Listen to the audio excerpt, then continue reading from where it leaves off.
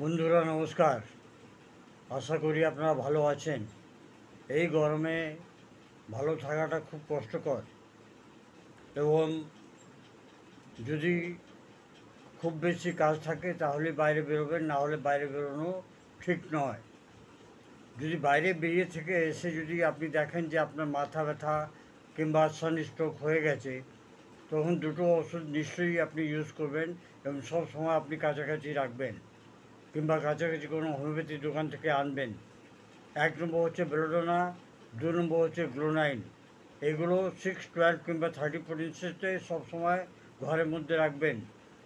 এটা বাচ্চাদের, বয়স্কদের এবং মা বোন মহিলাদের জন্য এটা খুবই উপকারী।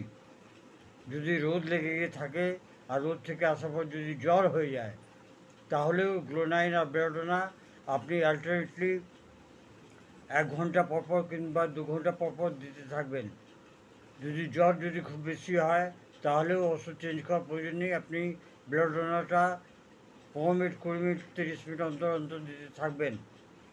আশা করি এই ছোটো ক্লিপ, ইমার্জেন্সি ক্লিপ আপনাদের পছন্দ হবে এবং আপনারা এটাকে প্রয়োগে নিয়ে আসবেন।